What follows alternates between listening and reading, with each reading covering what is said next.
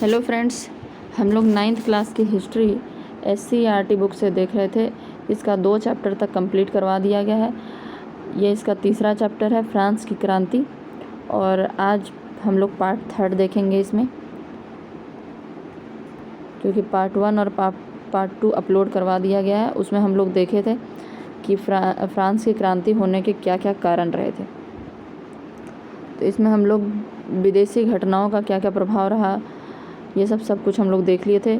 उसके बाद क्रांति का घटनाक्रम क्या रहा, वो भी हम लोग देख लिए थे। तो आप फर्स्ट और सेकंड पार्ट जाके देख लीजिए। आज हम लोग देखने वाले थे आतंक का राज्य।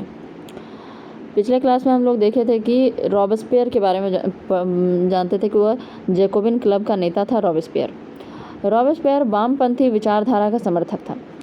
तो रॉबेस्पियर कौन था? वामपंथी विचारधारा का समर्थक, यानी कि समाजवाद का समर्थक था।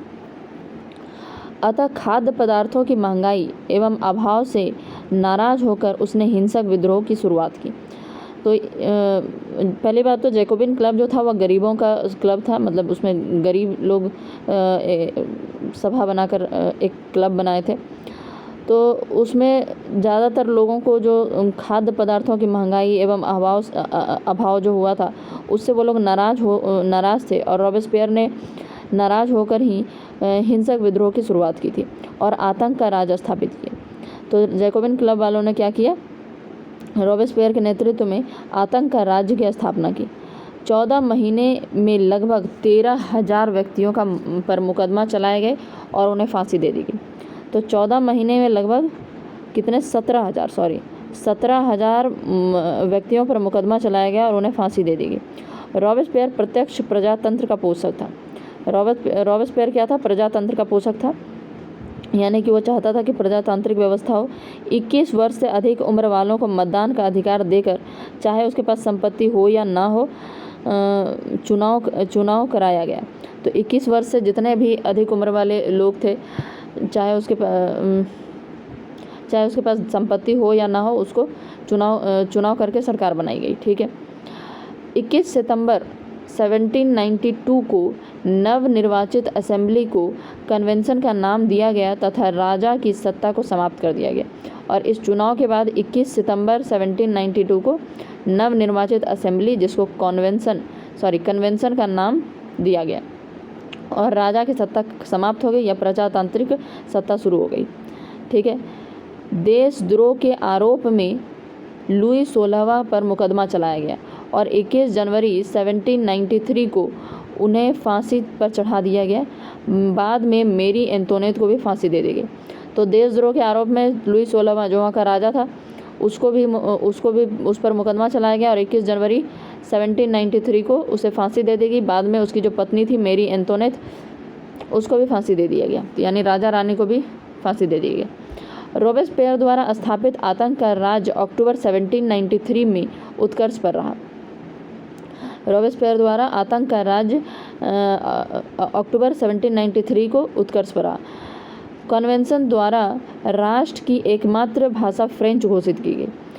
तो अक्टूबर में सबसे ज़्यादा वह उत्कर्ष पर रहा था, यानी कि 21 सितंबर 1992 से शुरू हुआ था। अक्टूबर की हम बात देख रहे हैं, अक्टूबर 1793 में यह सबसे उत्कर्ष पर रहा। कन्वेंशन ने यह घोषणा की कि फ्रेंच जो वहाँ की भाषा है वह एकमात्र राष्ट्रीय भाषा घोषित की गई। कानूनों का संकलन कराया गया। उपनिवेशों में गुलाम बनाकर भेजने की प्रथा समाप्त की गई। तो कानून जो भी थे उसका संकलन करवाया, उसको मतलब एक जगह पर इकट्ठा करवाया गया।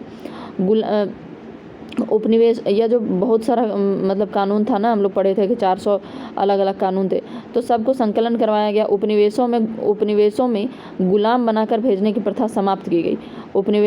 उपनिवेश में से जो गुलाम बनाकर भेजा जाता था वहाँ से, उसको समाप्त कर दिया गया। प्रथम पुत्र को ही उत्तराधिकार बनाने की प्रथा को समाप्त कर दिया।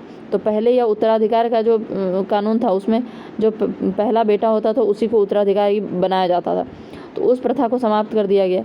नए राष्ट्रीय कैलेंडर 22 सितंबर 1792 को लागू किया गया। 22 सितंबर 1792 को नया राष्ट्रीय कैलेंडर लागू किया गया। इन सभी को रॉबेस्पियर ने सर्वोच्च सत्ता की प्रतिष्ठा के रूप में स्थापित किया, परंतु यह अस्थायी सिद्ध हुए। उसकी हिंसात्मक कार्रवाइयों की वजह से विशेष न्यायालय ने जुलाई 1794 में उसे मृत्युदंड दिया।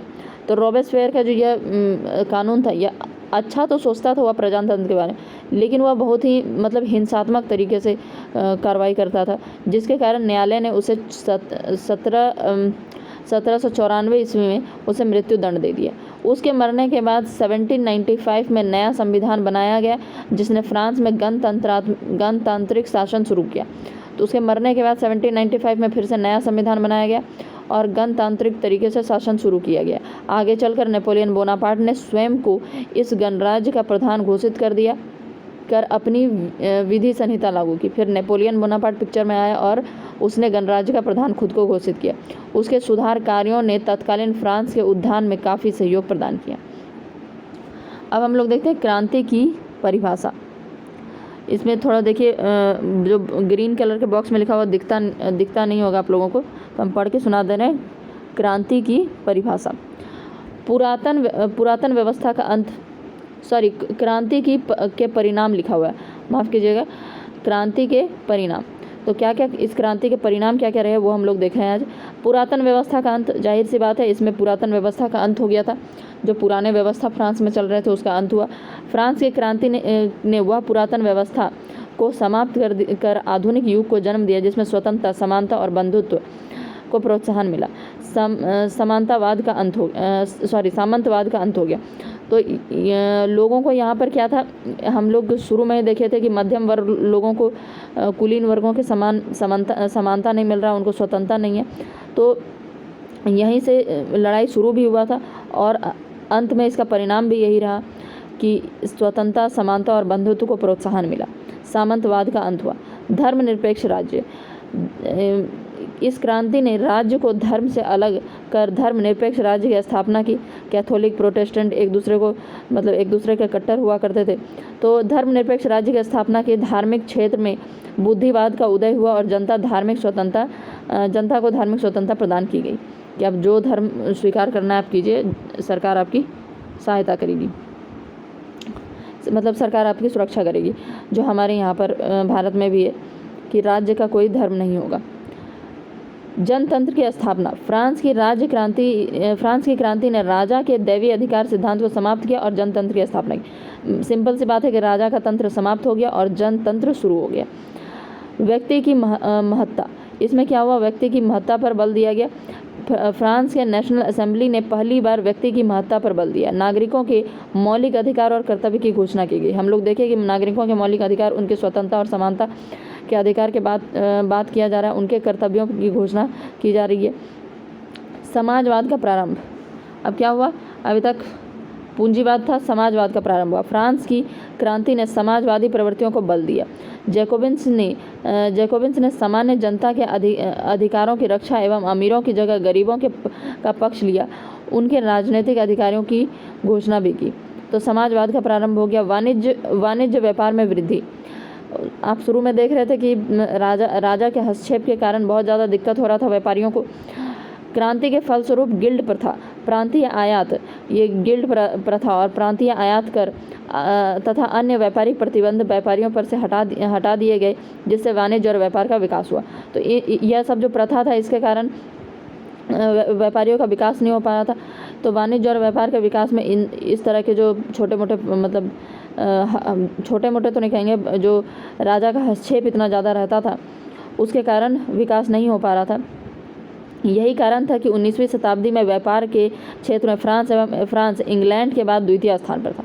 तो अब इतना उन्नति हुआ कि इंग्लैंड के बाद दूसरे स्थान पर फ्रांस ही व्यापार में 19वीं शताब्दी में व्यापार में हुआ द्वितीय स्थान पर था। दास प्रथा का उन्मूलन, तो देखे थे हम लोग कि जैकोबिन क्लब वालों ने दास प्रथा का उन्मूलन किया था कि उपनिवेशों से अब दासों को नहीं लाया जाएगा। इस क्रांति ने फ्रांस में दास प्रथा का उन्मूलन किया। सन 1794 में कन्वेंशन ने दास मुक्त कानून पारित किया था, आप देखे थे। यद्यपि आगे चलकर इसे नेपोलियन द्वारा समाप्त कर दिया गया था। पहले कानून पारित किया गया, फिर नेपोलियन द्वारा समाप्त कर दिया गया। सन 1848 में अंतिम रूप से फ्रांसीसी उपनिवेशों से दास प्रथा का उन्मूलन हुआ। तो धीरे धीरे काम होता है। तो शुरू में जैकोबिन क्लब वालों ने दास मुक्त कानून पारित किया था, फिर नेपोलियन ने भी इसको समाप्त करने की कोशिश की और अंततः 1848 के अंतिम रूप से यह पूरी तरह समाप्त हुआ। सरकार पर शिक्षा का उत्तरदायित्व है। फ्रांस में अभी तक चर्च शिक्षा प्रदान करती थी, मतलब शिक्षा का प्रबंध कौन करता था? चर्च करता था। अब इसकी जिम्मेवारी किस पर आ गई? सरकार पर आ गई। परिणाम स्वरूप पेरिस विश्वविद्यालय तथा कई शिक्षण संस्थान एवं शोध संस्थान फ्रांस में खोले गए। राष्ट्रीय कैलेंडर, फ्रांस में नया कैलेंडर लागू हुआ। हम लोग देखे थे यहाँ पर कि 22 सितंबर देख लीजिए, यहाँ पर डेट है। राष्ट्र का नया कैलेंडर 22 सितंबर 1792 को लागू किया गया। तो राष्ट्र में क्या हुआ? नए कैलेंडर को लागू किया गया। फ्रांस में एक नए राष्ट्रीय कैलेंडर लागू किया गया जिसको ऋतुओं के आधार पर 12 महीनों में बांटा गया और नया नाम ब्रूमेयर, थार्मीडार आदि को रखा गया। रखा गया।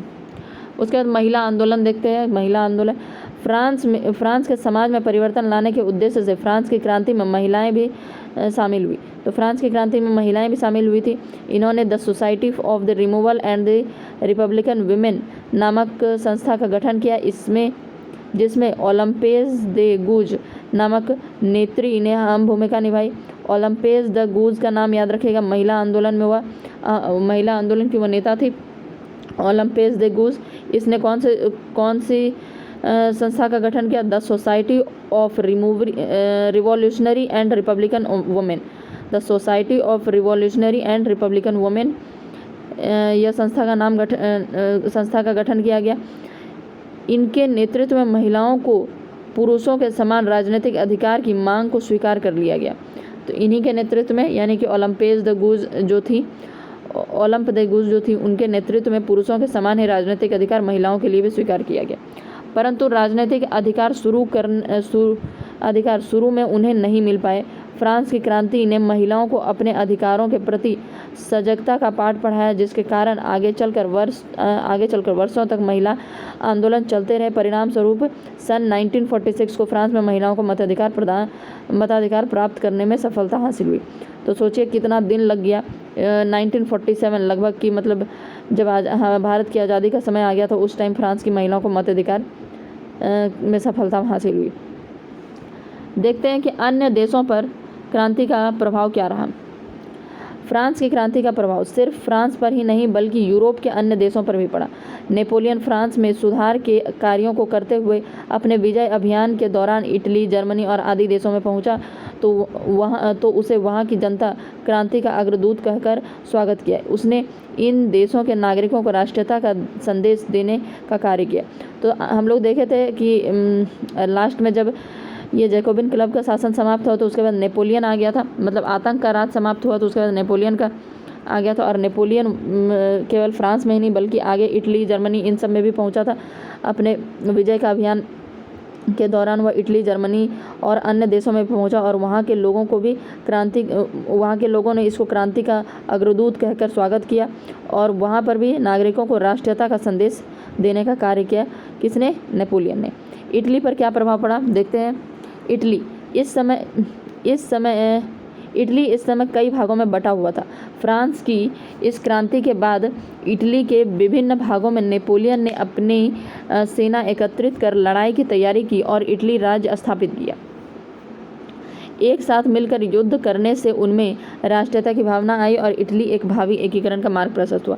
तो इटली का जो एकीकरण हुआ है यह कहीं ना कहीं फ्रांस की क्रांति से प्रभावित होकर या नेपोलियन के विजय अभियानों से नैपोलियन का उसमें बहुत महत्वपूर्ण योगदान रहा।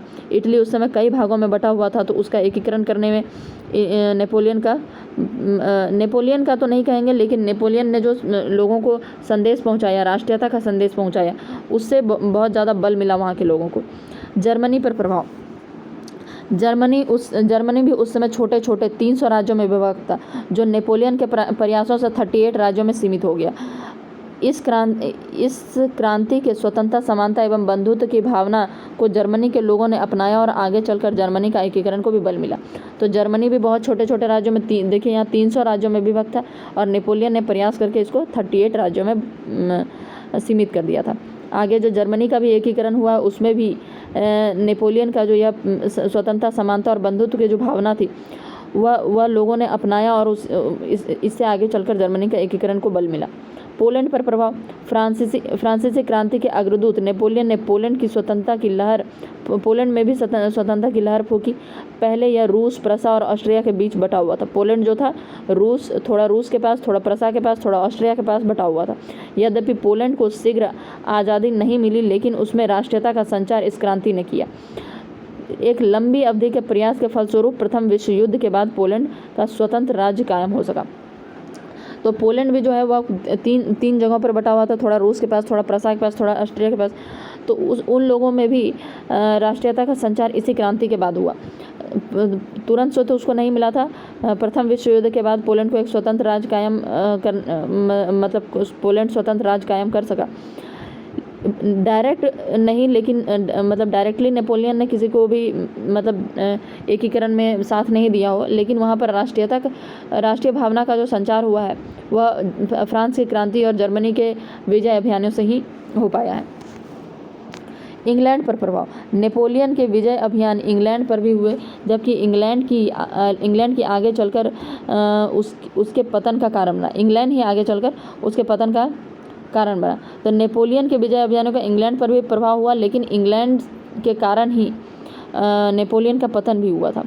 फिर भी इस क्रांति का इतना अधिक असर इंग्लैंड में दिखा कि वहाँ की जनता ने भी सामंतवाद के खिलाफ आवाज़ उठानी शुरू कर दी। अब इंग्लैंड में भी सामंतवादी प्रथा तो था ही, तो देखा देखी वहाँ पर भी उन लोगों ने सामंतवादी प्रथा के खिलाफ आवाज़ उठाना शुरू कर दिया। फलस्वरूप सन 1832 ईस्वी में इंग्लैंड में संसदीय सुधार अधिनियम पारित हुआ, जिसके द्वारा वहाँ के जमींदारों की शक्ति समाप्त कर दी गई और जनता के लिए अनेक सुधार के मार्ग प्रशस्त हुए। भविष्य में इंग्लैंड में औद्योगिक क्रांति के विकास में इस क्रांति का बहुत अधिक योगदान रहा। तो इसमें याद रखिएगा कि 1832 में संसदीय सुधार अधिनियम इंग्लैंड में पारित हुआ था। 1832 में संसदीय सुधार अधिनियम। तो ये हम लोग देख लिए। अब हम लोग देखते हैं क्रांति का स्वरूप।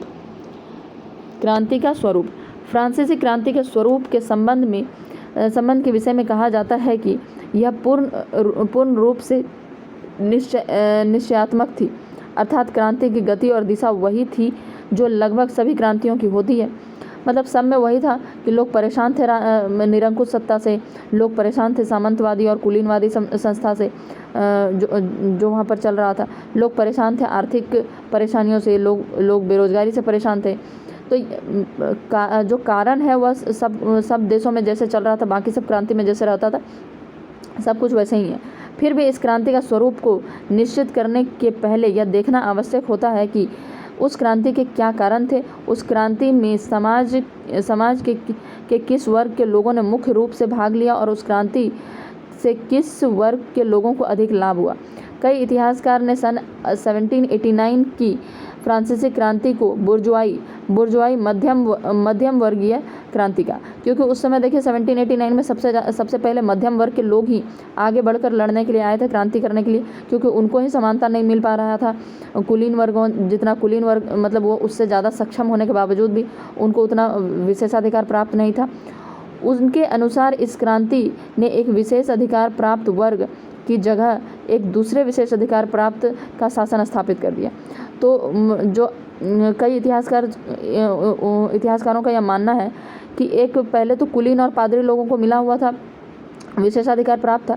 अब इस क्रांति के बाद उन लोगों को नहीं मिल पाया, उन लोगों से विशेषाधिकार छीन के और मध्यम वर्ग को दे दिया गया। तो समझिए कि एक से विशेषाधिकार जिनको प्राप्त था उनसे छीन के दूसरे वर्ग को दे दिया गया।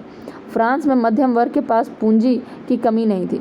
तो मध्यम वर्ग के पास पूंजी की कमी नहीं थी। ये यदा कदा सरकार को कर्ज देने का काम भी करते थे। तो मध्यम वर्ग के पास क्या था, पूंजी की कमी नहीं थी, उनको बस समानता नहीं मिल पा रहा था, उतना विशेषाधिकार नहीं मिल पा रहा था, इसलिए वो लड़ाई कर रहे थे। तो वह सरकार को कभी कभी कर्ज देने का भी काम करते थे, लेकिन सत्ता में इनकी कोई सहभागिता नहीं थी। यद्यपि फ्रांस की क्रांति के अनेक कारण थे, परंतु मध्यम वर्ग के असंतोष और इसी वर्ग के द्वारा जन चेतना का जागृत करना क्रांति को असंभवी बना दिया था। तो देखिए कारण तो बहुत सारा था, लेकिन जो चेतना जगाने का कार्य किया वह मध्यम वर्ग के लोगों ने ही शुरू किया। जितने भी दार्शनिक थे जिन्होंने बौद्धिक चेतना जगाई सभी मध्यम वर्ग के थे। तो जो भी लोग जितने भी बौद्धिक चेतना बढ़ाने का काम, यानी जितने भी दार्शनिक थे वो लोग सब इसी वर्ग के थे। क्रांति के अधिकांश नेता भी मध्यम वर्ग के थे जिन्होंने क्रांति का संचालन किया। यह सच है कि मजदूर तथा किसानों ने भी मिलकर क्रांति को सफल बनाया, लेकिन उसके बाद भी सत्ता उनके हाथ में नहीं आई। तो किसान और मजदूर ये सब भी क्रांति में मिले तो थे, लेकिन सत्ता उनके हाथ में नहीं आई। सत्ता किसके हाथ में गई? मध्यम वर्ग के हाथ में। 4 अगस्त 1789 को जब नेशनल असेंबली द्वारा सामंतवाद की समाप्ति हुई तो उसके द्वारा अपनाई गई आर्थिक नीति ने स्पष्ट कर दिया कि क्रांति पर बुर्जुआ वर्ग हावी हो गया है। तो सामंती व्यवस्था को समाप्त करने के बाद वहाँ पर बुर्जुआ वर्ग यानी मध्यम वर्ग हावी हो गया है। इस क्रांति से मध्यम वर्ग को ही लाभ हुआ, साधारण जनता को मताधिकार भी नहीं दिया गया। तो आप देखिए, साधारण जनता को तो मताधिकार नहीं दिया गया था, बाद में जैकोबिन क्लब वालों ने दिया, वह अलग बात है। नेशनल असेंबली ने एक कानून बनाकर मिलों का काम करने वाले मजदूर के संगठन पर प्रतिबंध लगा दिया। क्रांति का नारा क्या था? स्वतंत्रता, समानता एवं बंधुत्व का प्रयोग पादरियों तथा सामंतों के विशेषाधिकारों को समाप्त करने एवं मध्यम वर्ग के लोगों के लिए विशेष सुविधाएं प्राप्त करने के लिए था। तो यह जो समानता, स्वतंत्रता और बंधुत्व का जो नारा था, यह सामंतों से विशेषाधिकार को समाप्त करके, और मध्यम वर्ग चाहते थे कि हमको मिल जाए या हमको भी उतना मिले जितना पादरी या सामंतों को दिया जा रहा है। सन 1789 से 1815 तक शासन पर मध्यम वर्ग का ही अधिकार रहा। तो मतलब फ्रांस की क्रांति जब से शुरू हुई और 1815 तक मध्यम वर्ग का ही अधिकार रहा। यही कारण था कि जैकोबिन दल ने आतंक का राज स्थापित कर सर्वहारा वर्ग को राजनीतिक एवं आर्थिक अधिकार दिलाने का अस्थायी प्रयास किया। तो उसके बाद यही कारण था, पहले तो मध्यम वर्ग लड़ाई कर रहे थे और उसमें मजदूर और किसान भी साथ दिए, लेकिन उन लोगों के हाथ में सत्ता नहीं आ पाई, जिससे वो लोग असंतुष्ट हो गए और जैकोबिन दल की स्थापना की। और जैकोबिन दल ने आतंक का राज स्थापित किया और सर्वहारा वर्ग यानी कि गरीब किसान वर्ग जो हैं, गरीब किसान, मजदूर, कारीगर, इन लोगों को राजनीतिक तथा आर्थिक अधिकार दिलाने का अस्थायी प्रयास किया गया। तो उसने छोटा सा ही प्रयास किया कुछ ही दिन तक, लेकिन किया। फ्रांस की क्रांति का स्वरूप मध्यम वर्गीय था, क्योंकि मध्यम वर्ग के लोग ही इसके विशेष कारण के रूप में थे। क्रांति का नेतृत्व भी इन्होंने ही किया और सर्वाधिक लाभ भी इन्हीं को हुआ।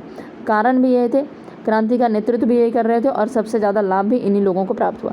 निष्कर्षतः सन 1789 की फ्रांस की क्रांति ने फ्रांस में एक ऐसे युग का सूत्रपात किया जिसमें स्वतंत्रता, समानता और बंधुत्व की नींव पड़ी तथा मानव अधिकारों की रक्षा हुई।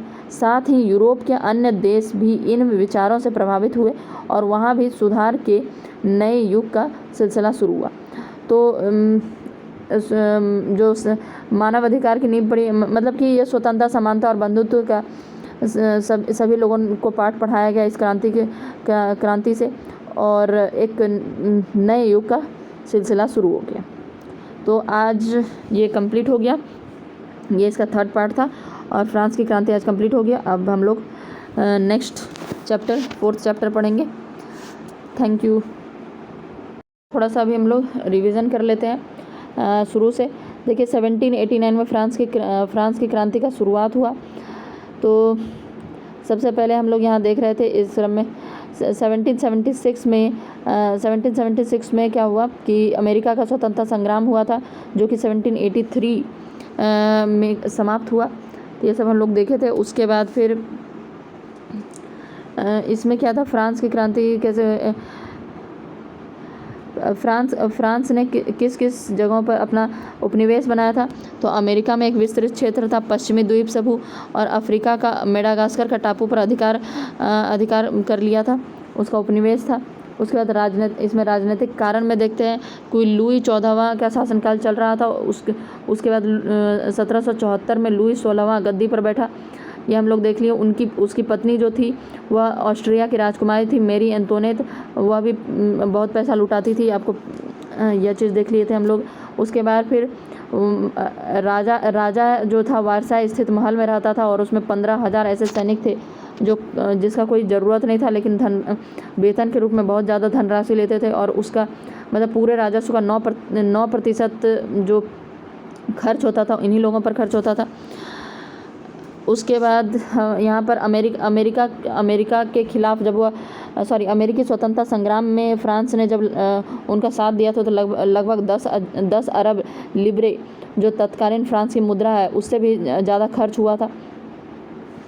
उसके बाद हम लोगों को देखना था कि स्टेट्स जनरल का जो बैठक हुआ था सन 1614 में हुआ था। उसके बाद 75 वर्षों तक कोई बैठक नहीं हुआ।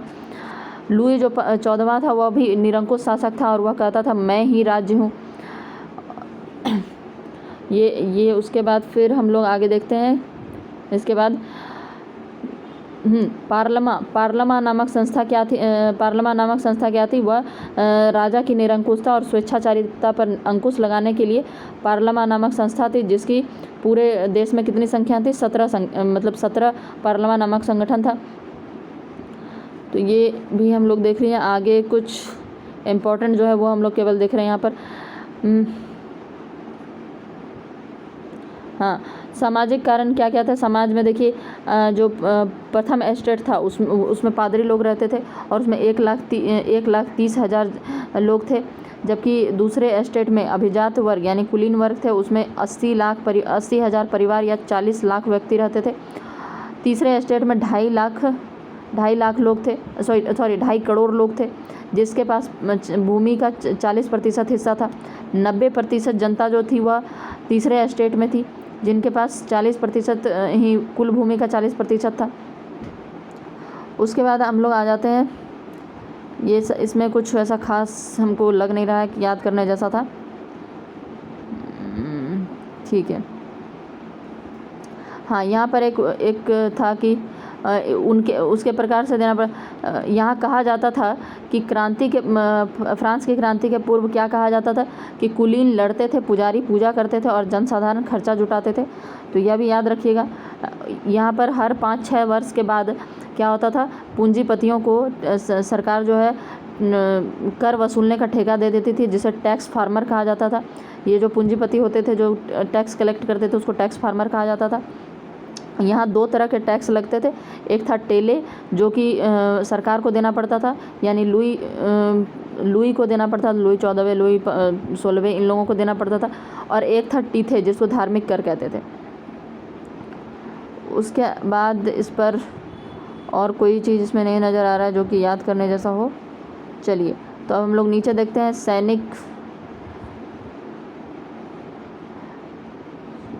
सैनिकों में सबसे ज़्यादा किसान लोग सैनिकों में सबसे ज़्यादा जो छोटे पद पे किसान लोगों को बहाल किया जाता था। व्यक्तिगत कारण में यहाँ देखते हैं कि यहाँ पर कैथोलिक धर्म और प्रोटेस्टेंट धर्म दोनों रहते थे। दोनों कट्टर विरोधी थे एक दूसरे के। मतलब कैथोलिक धर्म जो था वह प्रोटेस्टेंट मानने वालों को कठोर सज़ा दी जाती थी। उसके बाद राजा किसी भी आदमी को गिरफ्तार कर लेता था बिना किसी वारंट के, जिसको लेटर्स द कैचेट कहा जाता था। यह जो प्रथा थी इसको लेटर्स द कैचेट कहा जाता था। इसमें लगभग इस पूरे फ्रांस में लगभग 400 अलग अलग कानून थे। बौद्धिक कारण में देखिए 3-4 बुद्धिजीवियों का नाम याद रख लीजिए। मोंटेस्क्यू, वोल्टेयर और रूसो थे। मोंटेस्क्यू की पुस्तक जो थी विधि की आत्मा, द स्पिरिट ऑफ लॉ, में सरकार ने 3 अंग कार्यपालिका, विधायिका और न्यायपालिका को अलग रखने की बात कही थी। तो मोंटेस्क्यू का पुस्तक क्या था? विधि की आत्मा, और उसका सिद्धांत क्या था? शक्ति पृथक्करण का सिद्धांत। उसके बाद वोल्टेयर जो चर्च समाज और राजतंत्र के दोषों का पर्दाफाश किया करता था। वह जनतंत्र का पक्षधर नहीं था, लेकिन वह राजतंत्र को प्रजाहित में होना चाहिए इसका प्रबल समर्थक था। मोंटेस्क्यू और वोल्टेयर जो थे वह सुधार चाहते थे, परंतु रूसो परिवर्तन चाहते थे। रूसो का एक किताब का नाम क्या है? सामाजिक संविदा या सोशल कॉन्ट्रैक्ट। इसमें उन्होंने क्या कहा है कि राज्य जो है व्यक्ति द्वारा निर्मित संस्था है और समान इच्छा को ही संप्रभु माना जाना चाहिए। वह जनतंत्र का समर्थक था। उसके बाद दिदरो का बृहद ज्ञान कोश यानी इंसाइक्लोपीडिया। क्वेंजो, फ्रांस में क्वेंजो और तुर्गो फ्रांस में क्विंजो और तुर्गो जैसे अर्थशास्त्रियों ने समाज में आर्थिक शोषण एवं आर्थिक नियंत्रण की आलोचना करते हुए मुक्त व्यापार का समर्थन किया। तो क्विंजो और तुर्गो ने मुक्त व्यापार का समर्थन किया था। विदेशी घटनाओं का प्रभाव में देखते हैं कि सन 1688 में इंग्लैंड का महान क्रांति हुआ था। तो याद रखिएगा 1688 में इंग्लैंड की महान क्रांति। अमेरिकी स्वतंत्रता संग्राम, तो ये हम लोग तो पूरा चैप्टर ही पढ़े हैं इसमें, तो इसको याद रखने जैसा इसमें कुछ भी नहीं है। देखते हैं उसके बाद क्रांति का घटनाक्रम किस किस तरीके से हुआ, इसमें सारे डेट्स वेट्स याद रखिएगा। तो सन 1789 में लुई 16वां जो था उसको धन की आवश्यकता महसूस हुई। 5 मई सन 1789 को वह स्टेट जनरल की बैठक बुलाया जो कि 1614 में पहले हुआ था, इससे पिछले बार। और प्रथम स्टेट और द्वितीय स्टेट से 300 लोगों को और तीसरे स्टेट से 600 लोगों को बुलाया गया, ठीक है। उसके बाद 20 जून को उसके बाद क्या हुआ कि सभी तीसरे स्टेट वाले लोगों का जब बात नहीं माना गया तो वो विरोध जताते हुए बाहर निकल गए। 20 जून को जब फिर से अधिवेशन हुआ और एकत्रित हुए सब लोग वहाँ पे हॉल में, तो वहाँ देखा कि शाही अंगरक्षकों का पहरा है। सभी तीसरे स्टेट के लोग टेनिस कोर्ट में फिर से एकत्र हुए और उन्होंने वहाँ पर फिर एक सभा बनाई जिसे नेशनल असेंबली कहा गया। यहाँ पर क्या शपथ लिया गया कि जब तक राजा की शक्तियों को कम करने वाला संविधान बनकर तैयार नहीं हो जाता तब तक यह सभा भंग नहीं होगी। उसके बाद राजा द्वारा, ठीक है, सभी उसके बाद क्या हुआ कि यह अफवाह फैल गया कि राजा इन लोगों को बंदी बनाने वाले हैं, नेशनल असेंबली को भंग करके इन लोगों को बंदी बनाने वाले हैं। और तभी जो शहर के लोग थे वह मिराबियो और ओबिसियो जैसे नेता के नेतृत्व में आकर सभी लोग इकट्ठा हुए। 14 जुलाई 1789 में क्रांतिकारियों ने पेरिस स्थित राज्य के कारागृह बेस्टिल को घेर लिया और बेस्टिल दुर्ग जो था वह निरंकुशता का प्रतीक था। और वहाँ पर क्या हुआ कि उसको 4 घंटे वहाँ पर रहे और फिर वहाँ के बेस्टिल का जो कारागृह था उसको तोड़ दिया। 14 जुलाई को ही फ्रांस की स्वतंत्रता के रूप में इसको फ्रांस की स्वतंत्रता कब हुई, 14 जुलाई को माना जाता है। 14 जुलाई 1789 के बाद लुई 16वां नाम मात्र के लिए राजा रहा। 27 अगस्त 1789 को मानव और नागरिक अधिकारों के लिए नागरिकों के अधिकार को स्वीकार किया गया। 27 अगस्त 1789 को नागरिकों के अधिकार को स्वीकार किया गया। और क्या क्या, इस घोषणा से प्रत्येक व्यक्तियों को अपने विचार प्रकट करने, इच्छा अनुसार धर्म पालन करने के अधिकार को मान्यता मिली। व्यक्तिगत स्वतंत्रता एवं प्रेस एवं भाषण की स्वतंत्रता भी मिली, ठीक है। बिना मुकदमा चलाए किसी को गिरफ्तार नहीं किया जाएगा, बिना मुआवजा दिए किसी की ज़मीन पर कब्जा नहीं किया जाएगा। और मध्यम वर्ग का सबसे महत्वपूर्ण निर्णय क्या था कि सभी लोगों पर कर का भार डाला गया, मतलब प्रथम स्टेट द्वितीय स्टेट पर भी। उसके बाद फ्रांस की, ठीक है, सन 1791 में नेशनल असेंबली का प्रारूप तैयार किया गया, ठीक है, जिसमें शक्ति पृथक्करण का सिद्धांत अपनाया गया।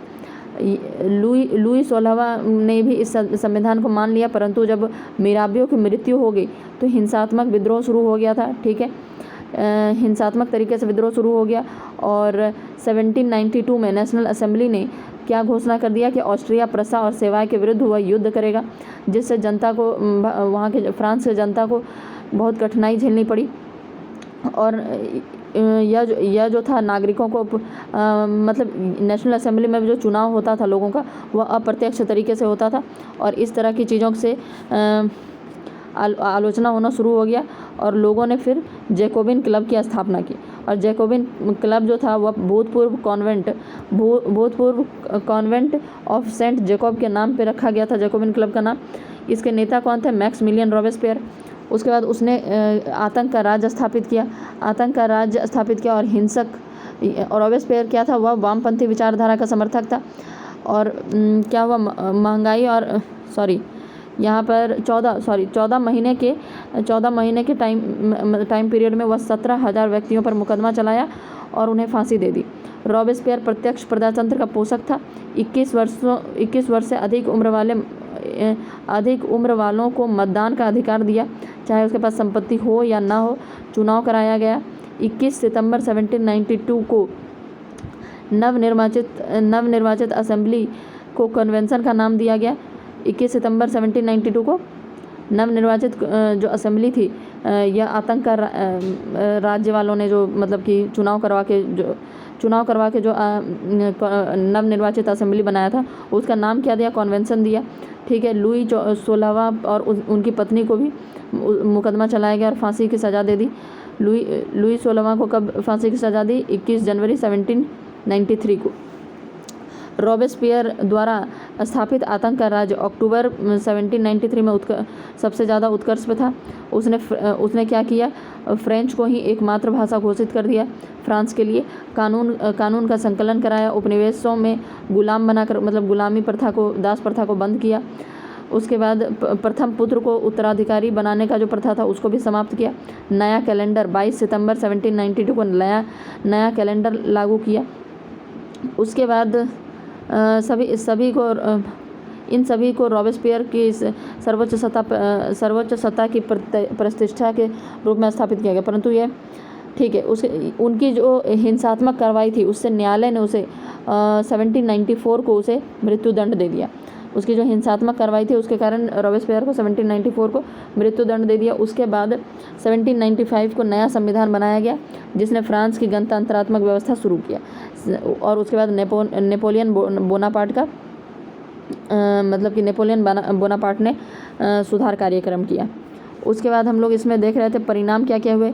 तो पुरातन व्यवस्था का अंत हुआ, स्वतंत्रता, समानता और बंधुत्व को प्रोत्साहन मिला, धर्मनिरपेक्ष राज्य बना, जनतंत्र की स्थापना हुई, व्यक्ति की महत्ता पर बल दिया गया, समाजवाद का प्रारंभ हुआ। उसके बाद वाणिज्य व्यापार में वृद्धि हुई, गिल्ड प्रथा, प्रांतीय आयात कर, इस तरह का चीज़ को ख़त्म कर दिया गया, मुक्त व्यापार शुरू किया गया, दास प्रथा का उन्मूलन हुआ। सबसे पहले दास प्रथा को देखिए 1794 में कन्वेंशन द्वारा दास मुक्त कानून पारित किया गया था। आगे चलकर नेपोलियन भी इसे समाप्त करने का कोशिश किया और अंततः 1748 में अंतिम रूप से उपनिवेशों से दास प्रथा का उन्मूलन हो गया। सरकार पर शिक्षा का उत्तरदायित्व आया, राष्ट्रीय कैलेंडर जारी किया गया। 22 सितंबर 1792 को राष्ट्रीय कैलेंडर जारी किया गया था। महिला आंदोलन शुरू हुआ। महिलाओं ने एक संस्था का गठन किया, the society of revolutionary and Republican women. इसकी जो नेता थी वो ओलम्पेस दे गुज नामक नेता थी। ठीक है। और इसी के नेतृत्व में पुरुषों के समान महिलाओं को भी राजनीतिक अधिकार की मांग को स्वीकार कर लिया गया था, लेकिन उनको पूरी तरह भी महिलाओं को वोट का अधिकार नहीं मिला था। वह वोट का अधिकार कम मिला महिलाओं को तो 1946 में। ठीक है। अन्य देशों के क्रांति का प्रभाव, अन्य देशों पर भी इस क्रांति का प्रभाव पड़ा। इटली पर, जर्मनी पर, पोलैंड पर, इंग्लैंड पर, इन सब देशों पर क्रांति का प्रभाव पड़ा। इटली के एकीकरण में इसका बहुत प्रभाव पड़ा। जर्मनी में पहले 300 छोटे छोटे राज्य थे, फिर 38 राज्यों में नेपोलियन के प्रयास से यह 38 राज्यों में सीमित हो गया। पोलैंड भी 3 राज्यों में बटा हुआ था, रूस, प्रसा और ऑस्ट्रिया के बीच में। फिर उसने क्या किया, प्रथम विश्व युद्ध के बाद पोलैंड जो है स्वतंत्र राज्य कायम हो सका। इंग्लैंड में भी क्या था कि इंग्लैंड की वजह से ही नेपोलियन का पतन भी हुआ था। लेकिन 1832 में इंग्लैंड में संसदीय सुधार अधिनियम पारित हुआ और जमींदारों की शक्ति को समाप्त कर जनता के हाथों में जनता के लिए सुधारों के मार्ग प्रशस्त हुआ। तो 1832 में इंग्लैंड में संसदीय सुधार अधिनियम लागू हुआ। तो आगे का ये सब तो हम लोग देख चुके थे। चलिए ठीक है, तो ये हम लोग रिवीजन कर लिए। Thank you. अब हम लोग नेक्स्ट चैप्टर में मिलेंगे।